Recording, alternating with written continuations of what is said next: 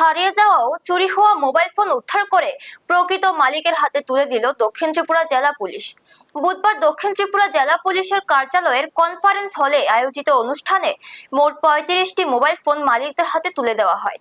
Police সূত্রে জানা যায়, উদ্ধার হওয়া মোবাইল ফোনগুলির আনুমানিক মূল্য প্রায় 6 লক্ষ টাকা। গত 2 মাসে কেন্দ্রীয় সরঞ্জাম পরিচয় নিবন্ধন পোর্টালের সহায়তায় এসব মোবাইল উদ্ধার করা হয়েছে। পুলিশ জানায়, প্রতিটি মোবাইলের পরিচয় নম্বরের মাধ্যমে হারিয়ে যাওয়া বা চুরি হওয়া ফোনের অবস্থান শনাক্ত করতে এই পোর্টাল গুরুত্বপূর্ণ ভূমিকা রাখে।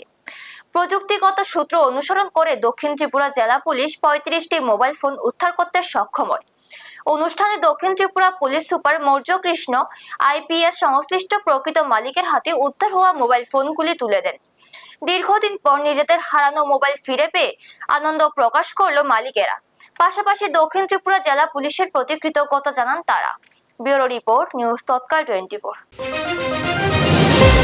पहले सभी को नमस्कार।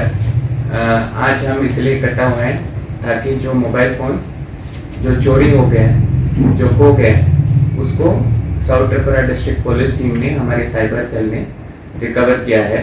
तो उसको डिस्ट्रीब्यूट करने के लिए हमने अपने सिटीजन्स, नागरिकों को भी बुलाया है। तो टोटल 35 मोबाइल फोन्स रिकवर हुए हैं। उसका कीमत लगभग 5 से 6 लाख के बीच है और ये पिछले 2 महीने में किया गया था। ये CIR यानी सेंट्रल इक्विपमेंट आइडेंटिटी रजिस्टर के माध्यम से हुआ है।